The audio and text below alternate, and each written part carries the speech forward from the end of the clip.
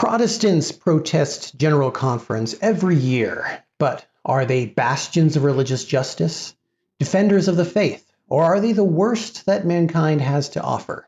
Let's get into it with an overview of the historic facts that brought us here.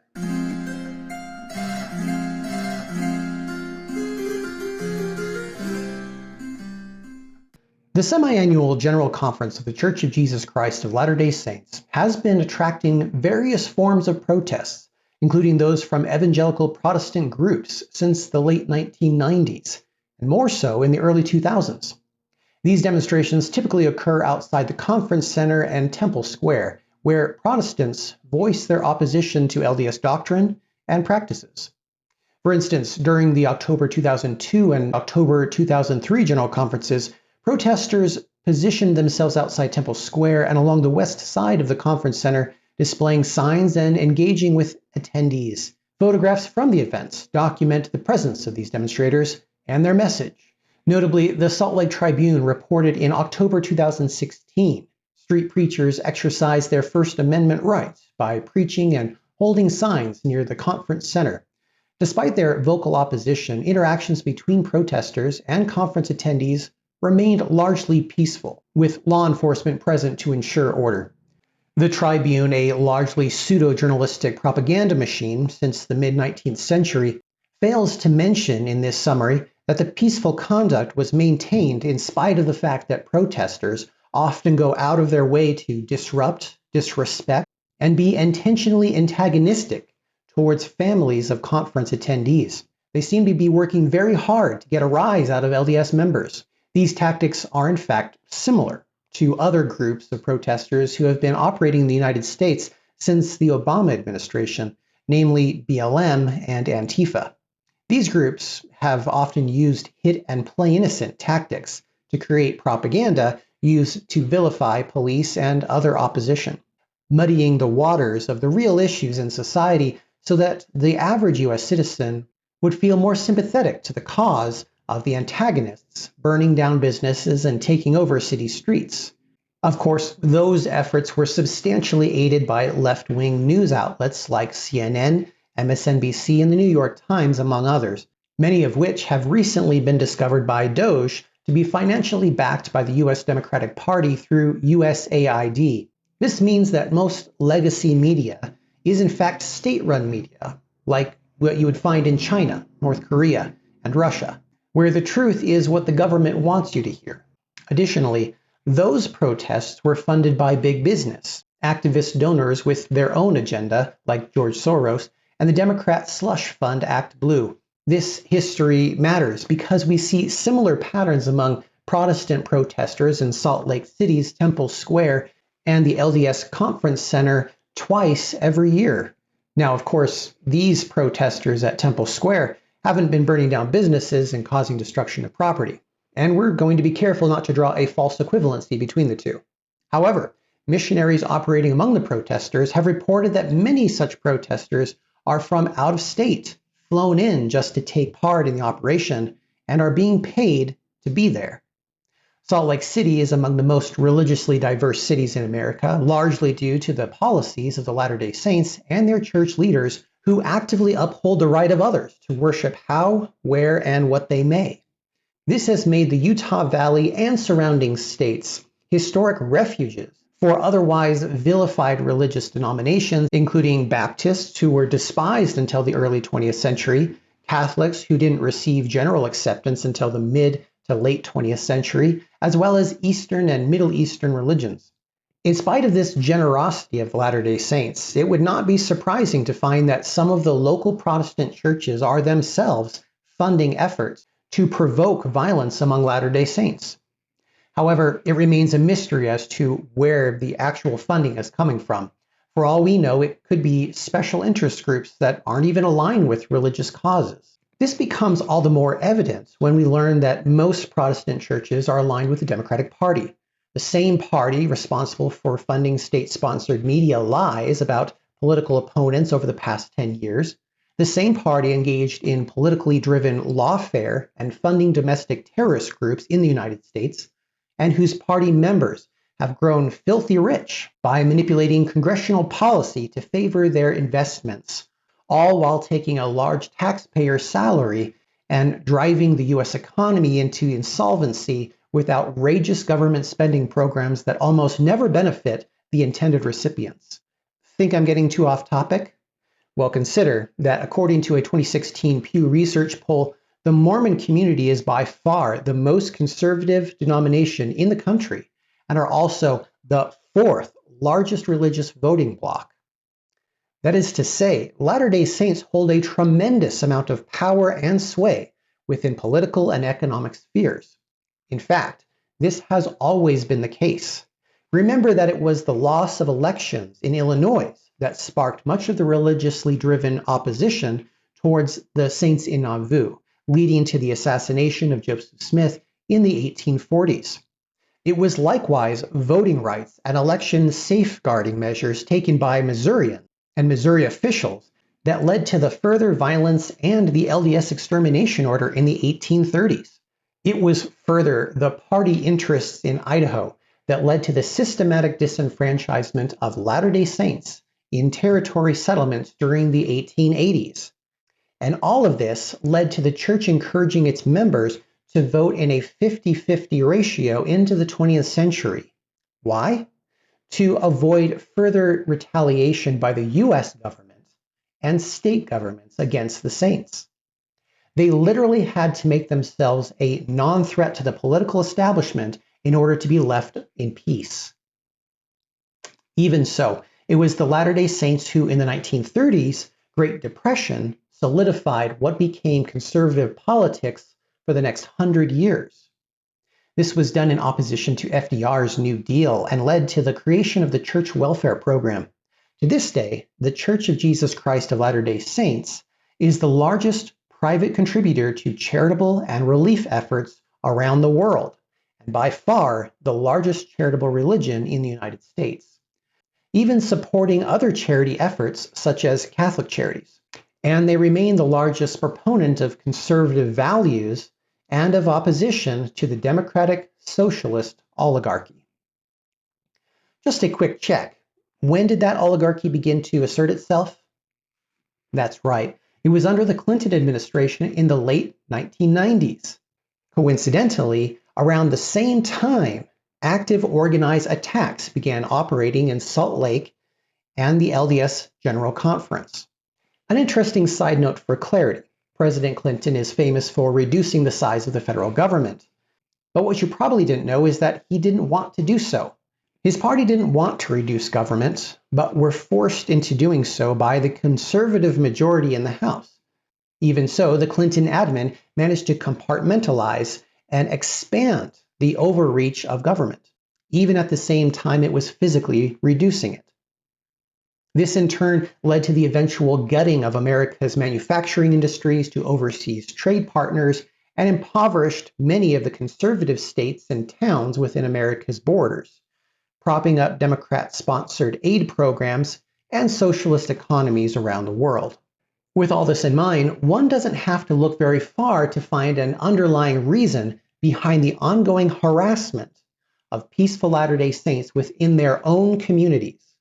In fact, we may refer to the Time magazine article from 1942 detailing how hundreds of Protestants held a conference to decide what the world should look like at the end of World War II, and how they conspired to create a more socialist world society and pushed this agenda through universities and into the federal government and dozens of private industries, including the entertainment industry. I did a video on this already, which you can check out. I'll leave a link down in the description. Now, it may have been 80 years ago, but that Protestant, Democrat, progressive, and socialist agenda never went away, and the LDS Church is the number one enemy to their progress. Is it then any wonder that Utah, during the 2024 presidential election, was among the only states that shifted more to the left, while every other major county in the nation shifted more to the right? The country was definitively aligned in the understanding that the Democratic Party had gone too far. But somehow, Utah, the most conservative state in the country, was, at least in part, led to believe that this was not so. Notably, Utah has historically been victim of the most scams because its people tend to be more trusting and honest with each other, leading to speculation that this makes Utah citizens more susceptible to deceit. Maybe that has something to do with Utah counties shifting left during the last election. Regardless of the reason, at least we have a strong indication as to what's really motivating the protests at Temple Square. In response to these protests, some church members have gathered to sing hymns, creating a peaceful counter-presence as fellow members enter the conference center. The Salt Lake City Police Department is typically present to ensure that both protesters and church members can exercise their First Amendment rights safely and peacefully. Specific groups known for protesting at LDS events include evangelical Christian organizations and individuals like Reuben Israel, who have been active in voicing opposition to LDS teachings. These groups often view their efforts as evangelists, aiming to share their interpretations of Christian doctrine with LDS members. Regarding the funding and promotion of these protests, detailed public information remains limited. Reports on the subject state that while some organizations may receive donations from supporters who share their views, there is no substantial evidence to suggest large-scale funding or coordinated financial backing from these activists. Of course, there was no substantial evidence that there was any coordinated financial backing state-run media with a political bias and social media censorship of free speech in the US until it was exposed by DOJ in ActBlue and USAID just in the last few months. That is to say, we don't know until we do. The LDS Church itself rarely directly interacts with protesters, but has consistently encouraged members to respond with kindness and Christ-like love. Official church statements emphasize respecting the rights of all individuals to express their beliefs while encouraging members to maintain dignity in the face of criticism. For example, Jeffrey R. Holland of the Quorum of the 12 Apostles has spoken about the importance of responding with patience and understanding rather than hostility when encountering opposition. LDS members attending General Conference generally respond to protesters with non-engagement, though some have taken specific actions to create a more peaceful environment. The singing of hymn, as mentioned already, and encouraging non-confrontation, among others. And there was even a Hug a Mormon campaign. However, due to the consistent presence of protesters, the Salt Lake City Police Department and private security personnel are regularly stationed around Temple Square and the conference center to maintain order. They ensure that both protesters and churchgoers exercise their First Amendment without escalation. This has included the use of defined protest zones and de-escalation tactics. In recent years, many Latter-day Saints have responded to General Conference protests through online discussions and social media. Rather than engaging in face-to-face debates, members often share uplifting messages or testimonies about their faith on platforms such as X, Facebook, and Instagram. Even so, the actions of some Protestant groups protesting outside the LDS General Conference Center stand in stark contrast to the biblical teachings on Christian conduct, particularly regarding love, respect, and the treatment of others. These are religious groups, yet they find themselves in stark contrast to biblical instruction. This is perhaps one indication that their motives are not guided solely by religious interests, but are in fact being used as a political tool with religious overtones to disguise their real interest in weakening the political power of the LDS people. That said, we should look closely at their tactics and compare them with Scripture to get a better idea of where their heart truly lies. Many Protestant groups who oppose Latter-day Saint beliefs have engaged in various forms of protest. Their methods have included verbal attacks and mockery, signs and demonstrations, street preaching, and aggressive tones, as well as disruptive behavior. Some groups attempt to provoke emotional responses from attendees with the intent of engaging in heated theological debates, even engaging in extremely disrespectful behavior towards religious icons that would not be tolerated in any other society. The Bible teaches clear principles on how Christians should engage with those of different beliefs, emphasizing love, patience, and respect. For example, Matthew 22:39 states, "Love your neighbor as yourself." 1 Corinthians 13:4-7 states, "Love is patient, love is kind. It does not envy, it does not boast, it is not proud, it does not dishonor others, it is not self-seeking, it is not easily angered, it keeps no record of wrongs." Romans 12:18 states, "If it is possible, as far as it depends on you, live at peace with everyone." Contrast this now with the Protestant protesters, who often demonstrate hostility rather than love, using condemnation instead of kindness. The Bible informs us to gentleness in shaping the gospel. 1 Peter 3:15 states, "Always be prepared to give an answer to everyone who asks you to give the reason for the hope that is in you. But do this with gentleness and respect." Colossians 4:6 states, "Let your conversation be always full of grace, seasoned with salt, so that you may know how to answer everyone." Again, the contrast is blinding. Many protesters engage in aggressive and confrontational street preaching rather than respectful discussions with Latter-day Saints. Again, the Bible informs us in avoiding judgmental and hypocritical behavior. Matthew 7:1-2 states, "Do not judge, or you too will be judged. For in the same way you judge others, you will be judged." James 1:26 is particularly interesting when it states that those who consider themselves religious and yet do not keep a tight rein on their tongues deceive themselves, and their religion is worthless. Protestants in Salt Lake frequently use judgmental rhetoric, labeling LDS members as heretics or damned, which contradicts biblical warnings against such behavior. The Bible also informs us to respect free will in religious matters. Revelations 3:20 states, "Behold, I stand at the door and knock. If anyone hears my voice and opens the door, I will come in and eat with that person and they with me." Luke 9:5 states, "Jesus instructed his disciples that if people rejected their message, they should shake the dust off of their feet and move on, rather than forcing their views." Contrasted again, instead of allowing individuals to worship in peace, some protesters forcefully confront LDS members, disregarding the principle of free will, a tactic whose origin is, of course, Satan. Jesus Christ himself set a powerful example on how to engage with those who held different beliefs. Christ taught through love, not condemnation. When encountering those he disagreed with, such as the Pharisees or sinners, Christ used patience, questions, and parables rather than shouting or public humiliation. John 8:1-11. Conversely, Protestants often use condemnation and public shaming rather than patience or thoughtful discussion. Christ also engaged in private, meaningful conversations. With Nicodemus from John 3, the Samaritan woman, John 4, and others, Jesus spoke respectfully and personally. He invited discussion, not argument. Again, Protestant protesters in Temple Square use mass disruption rather than personal, meaningful engagement.